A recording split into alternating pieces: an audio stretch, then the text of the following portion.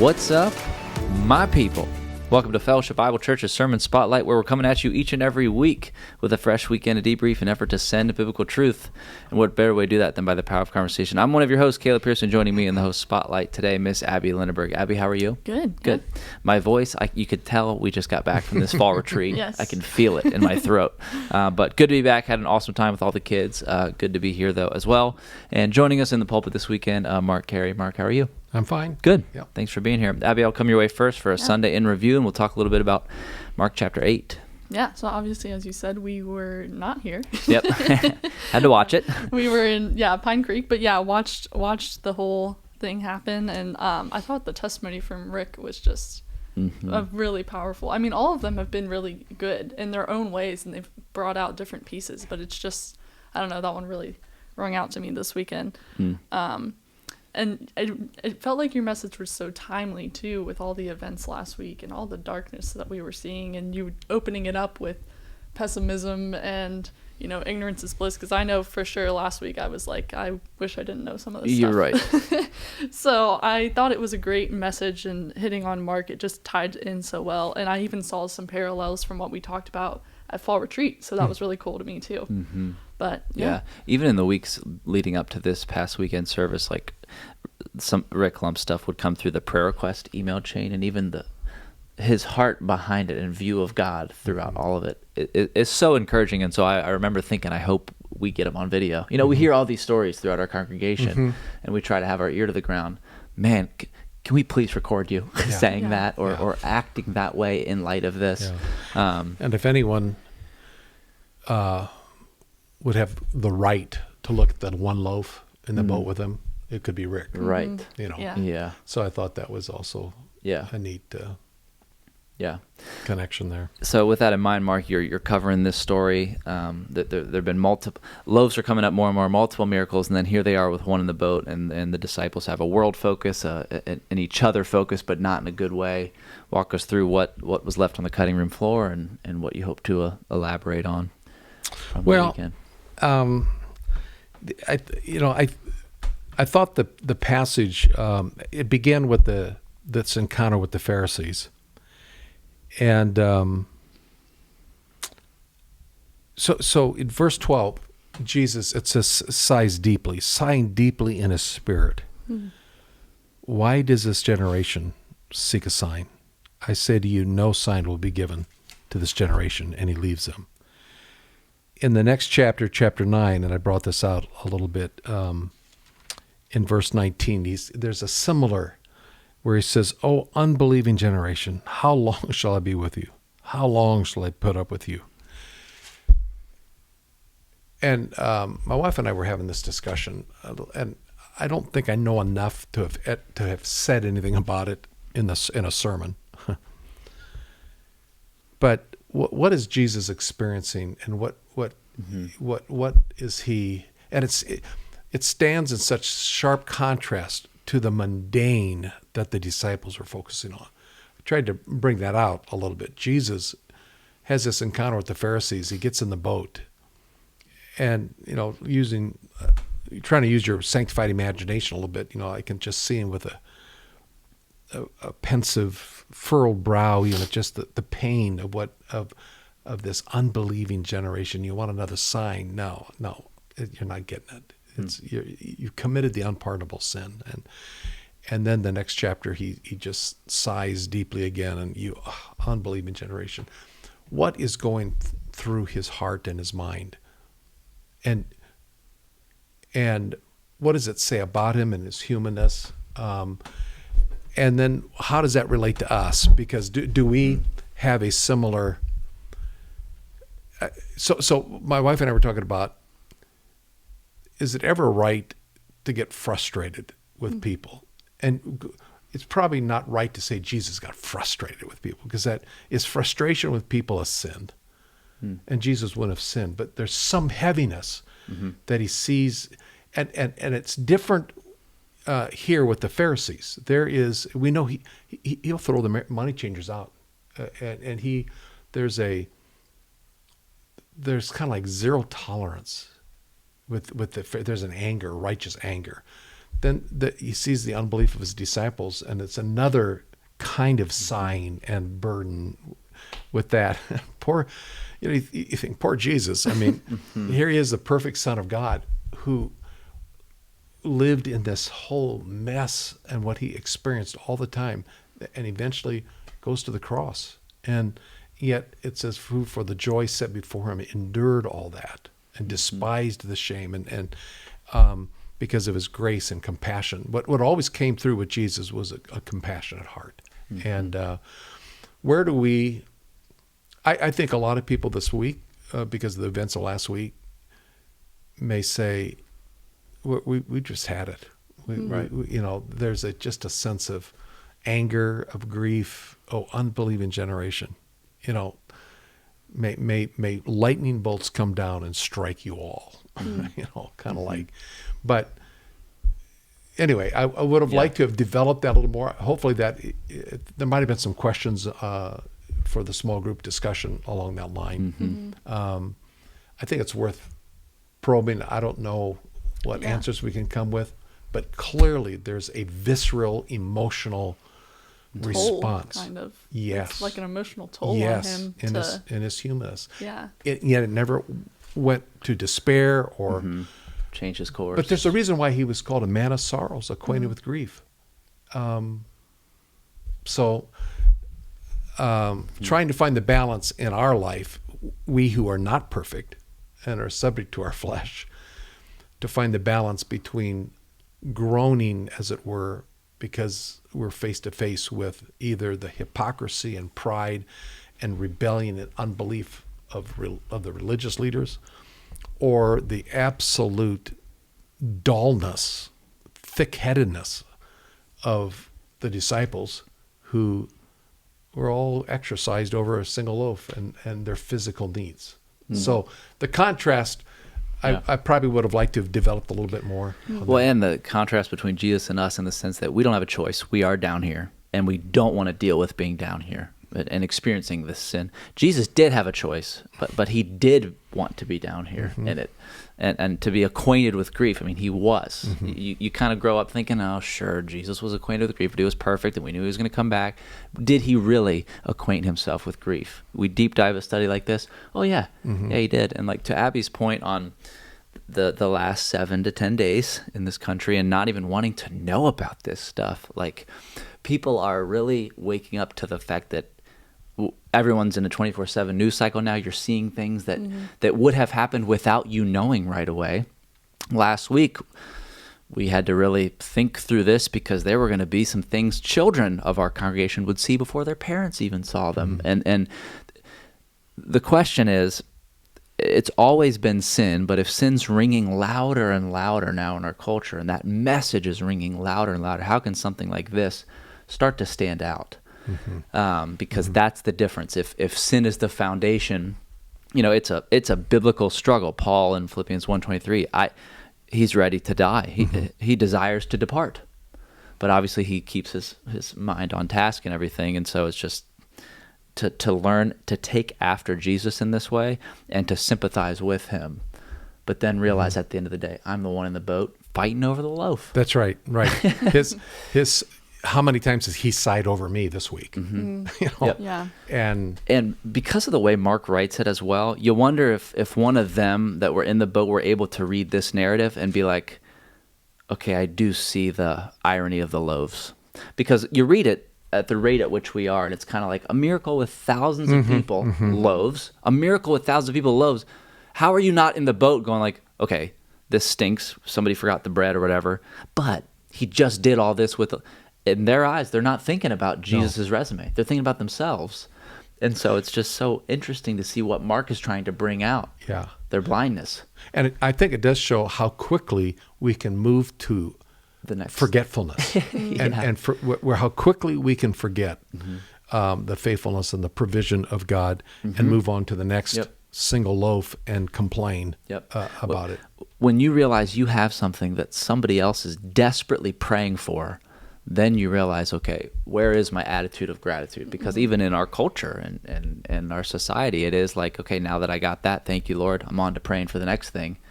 instead of actually a season of gratitude for what we've been given. But it's little stories like these that really aren't so little, but they do create that contrast. So when Jesus said, beware, and this is something we talked about in the preaching team and stuff, and I still wrestled with it. When Jesus said in verse 15, watch out, beware of the leaven of the Pharisees and the leaven of Herod. I tried to make the point that I thought that the leaven really was the leaven of unbelief. Now, did you buy that? I mean, there's probably so many other things that could have been probed with the Pharisees, right.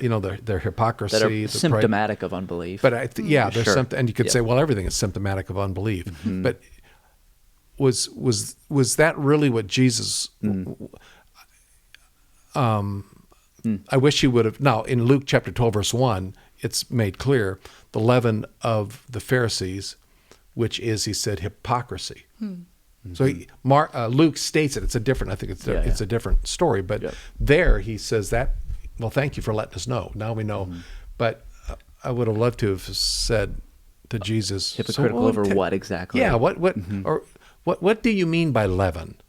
And how might that be showing up in the boat with the? Why are you concerned about your disciples? Because they're not bad like the Pharisees, right. And they're certainly not evil like Herod. What are you concerned about? But so there was something of the disciples fixated on their mundane physical needs and wants, and just we're wrapped up in that Jesus was warning about, that they shouldn't go down this road wherever it was going to take them to the Pharisees and Herod.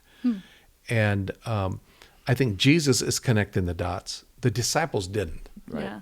They heard him say leaven, and so they were thinking he was talking about the lack of food in the picnic basket.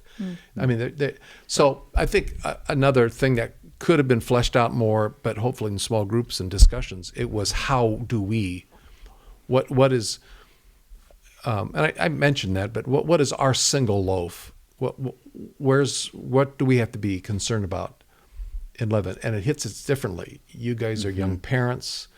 There's all sorts of different things that could be one loafers for you, as they're different at different stages of life. But I think we all can struggle with that and can be easily focused on that. And you referred to it a couple of times. I want to reiterate it again on the podcast, but we are providing questions for further study now for these sermons and these sections of Mark. And so, I mean, you provided 10 of those this time, and I think that's really great to take some time to flesh this out and really. We're front-loading our study a little bit when we say mighty Messiah, suffering servant. You can know those things are true, but I've appreciated our study, and especially now that hinge is taking place, that we will see and appreciate in the next couple months to what degree he suffered and how that suffering wasn't even just the night of the cross, but the degree to which he was a servant. It'll be hopefully impactful for all of us. But so do you think the disciples' confusion, because you mentioned they were confused, was forgetfulness, or was it like fear? Fear of going hungry? Yeah, just like the problem in front of them. Oh, okay. Yeah, that's a good question. I think in other times it was fear, because it clearly said it, like when they're in the boat and all in the storm and things like this. I think another thing I guess you could say is the leaven is a focus on self-centered interests. That's why the Pharisees added all the laws and their hypocrisy and raised up as the teachings of men to the level of Scripture. And there was a self-centered occupation. Herod, he wanted to maintain face, so he cut off the head of John because a little girl wanted it. I mean, so there is this self-centered focus of, it could be self-protectionism or whatever it is, and it can erupt so quickly. In a moment, someone looked into the picnic basket and realized, where's the food? And it triggered this self-protective, controlling, fleshly, but it was about me. So fear is about me, something that I'm concerned about. Fear. Anger, it's about a blocked goal, something about me. So when we're in the focal point, when we're in the crosshairs of our own concern and it's all about me, we're not looking at him, and we totally then forget the provision that he can provide. Yeah, I mean, it's not that they forgot the miracle so much, but they forgot Jesus. Because you look at verse 16, they began discussing with one another the fact that they had no bread. I mean, he's in the boat. Why don't you discuss with him first? They're discussing with each other. Jesus interjects himself. He's the one that brings Jesus into the conversation, and so it's just it proves it's a multifaceted approach to forgetfulness. Because they take him for granted, even his presence for granted, over and over and over. I mean, it's like a bunch of little boys fighting in the back seat, forgetting dad's up front and he can reach. Yeah, I think that's the difficult thing for Jesus. I would think is that, I mean, he has proven himself over and over. They have been exposed to incredible things that Jesus has done, and they don't give him the time of day. They have, and that's why he brings out, don't you remember? I mean, I love the 8 or 9 questions that Jesus just rapid fires at them. Yeah. Don't you understand? Don't you see? Don't you? So there's something of a cognitive awareness that is necessary in our Christian life. We've said this before. Christianity is a thinking man's religion. When Paul prayed in Ephesians chapter 1 that the eyes of our heart, prayed for the Ephesians, that the eyes of your heart will be open, enlightened, so that you will know the hope of his calling, the power of his resurrection. That there is something that God has revealed himself. That is cognitive, mental understanding of certain things. And when we fail to remember his faithfulness and fail to see it, and we don't connect the dots because we're not even looking at the dots to connect. We just are caught up with our immediate issue. Or even seeing it as a break between ministry. Like if I was in their shoes and okay, the boat stops and then there's a crowd of people, it's this ministry. But you got to assume these guys are hopping in the boat. They're like, all right, here we go. Probably running the risk of feeling like they're on the delivering end of Jesus. We got to get them across, and you didn't bring enough food. But that is an opportunity for ministry. And this story reminds me that we are always on the receiving end of Jesus. We're not just trying to get him to and from. I don't like to travel. They're probably hopping in the boat just like, oh, we got to get to the other side because we got to get Jesus to these people. And Jesus is like, I'm here for you too, you boneheads. And so it's just so fascinating how that works out. The other, and again, we don't know for sure the time frame of all this, but if there were 7 large basketfuls left over,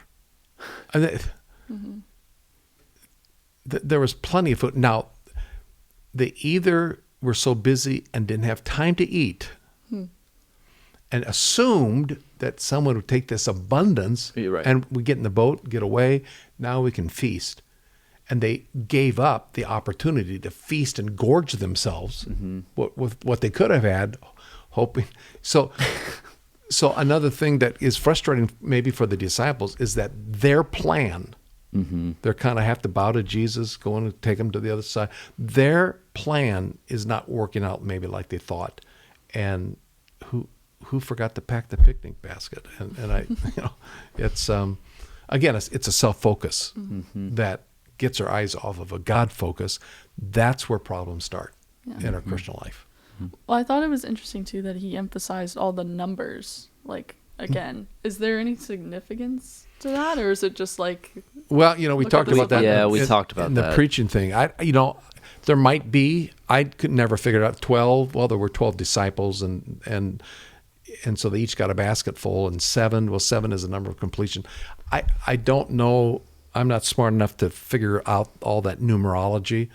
All I think Jesus is simply doing is saying abundance. There was plenty. Yeah. Yeah. I mean, when he took 5 loaves and a few fish and 2 fish and fed thousands and 12 baskets or 7 baskets left over, I think he's just trying to communicate the superabundance that always comes from him, that we don't have to stress. We don't have to worry. The numbers thing is just a good example of Bible study, too, because there can be a ditch on either side of that. Numerologists going to a corkboard, staying up till 3 a.m., tying but what was the author's intent? Right. And it might not have been tying in all these numbers from all these other books of the Bible, but also Mark could have left out the amount, but he Right. put it in there. And so I think it's just to contrast. It was enough. It went above and beyond, and yet here you are focusing on the one. But So I think the takeaway really is these questions that Jesus is asking, that, they're questions about understanding. He repeats that twice in 17 and again in 21. Do you not yet understand? There was plenty for them to have grasped so that they could have come to understanding. Do you not yet understand? Like, why aren't you there yet? why aren't you there yet? And so the takeaway really is, how blind are we in our daily walk, in our daily life? How blind are we to the working of God in our life that we don't see? That we jump to self-protective things, whether it's self-righteousness or self-concern or panic or fear or anger or whatever it is. If we only would stop and take a few deep breaths and cry out to God and say, show me the loaves, the bread of life. Show me. And then that one loaf in the boat is really replaced by the great bread of life. They had a loaf in there. It wasn't the one they were looking at. No leaven. It was the guy in the boat with them. So, and that's why I brought up in the application that the fourth one was discipline. I do think there's an area where we have to, it says discipline ourselves for the purpose of godliness in 1 Timothy. There is something about rehearsing the gospel. There's something about reminding ourselves God's past faithfulness, and to do that even in the good times. Because when, as the poet Thomas Gray said, as I wrote it down, as sorrows come too late and happiness flies too swiftly flies. Sorrows never come late; they're always on time or early. Why did this happen today? Happiness quickly flies. If we have to be prepared for those times. So we have to rehearse the gospel. We have to remind ourselves daily. We have to stay in that fellowship with the Lord, with the bread of life. And I think fellowship together, time in the Word together, community, corporate worship, all these things are helping us rehearse and remind ourselves through the stories of a Rick Lump, through other stories of friends that we hear, of that fellowship, and just our own personal walk with the Lord. There's a discipline involved, even if it's writing down a verse and sticking it on the bathroom mirror in the morning. Oh, taste and see, the Lord is good. Just some things that remind us. Yeah, and no matter what happens today, I will be tempted to see a single loaf, but I can't forget the bread of life in the boat with me. Well, and the older I get, the more I realize we all tend to meditate on something. It's very easy to always be worshiping something or focusing on something. And so how important that is to have that be biblical things. Yeah. I mean, working with teenagers, your small group, like all these young kids are, I've talked to parents before and I've said they are being discipled in sin by so many elements of their life. Like it's a luring, intentional thing. Yeah. And so we can do that. It has to be intentional. Right. It does. That's another part of that concept of discipline. Right. It requires intentionality. I think also too, and I brought it in previous sermons, but the repetition of the desolate place. I mean, earlier this feeding of the 4,000, it said that this took place in a desolate place. I think that's the 10th time that's used. So often that's where God meets us. We want to get out of the desolate place. We don't like desolation. Or pray the storms away. things That's like right. And it's those times that and so even parents with their children, they want to solve the pain. They want to remove them from the whatever. And I understand all that careful love of parents.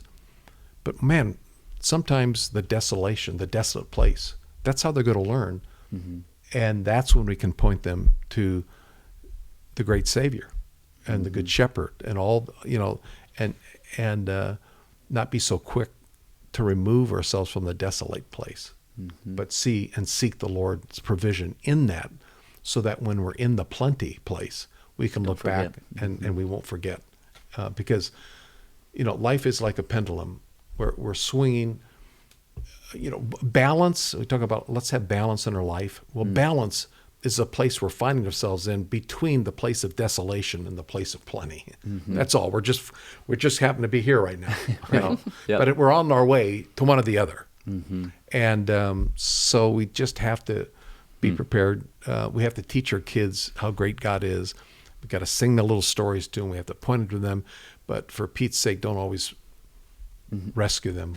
And when we find ourselves as families in some tough times, tell them how God is going to provide, and not through daddy's paycheck or something. It's good. And, You ended with the question about spiritual abundance. And so I was just going to ask, what does spiritual abundance look like? What is that? My mind immediately goes to the fruit of the Spirit. Okay. Yeah. So when I think of abundance, I think of a crop. I think of, and that analogy was used in the scriptures. So love and joy and peace and patience and good, and a place, it can all be wrapped up and defined as eternal life, the life that God has secured for us. And it's defined by those fruit of the Spirit that becomes reality and fruit in our life. So we can have nothing.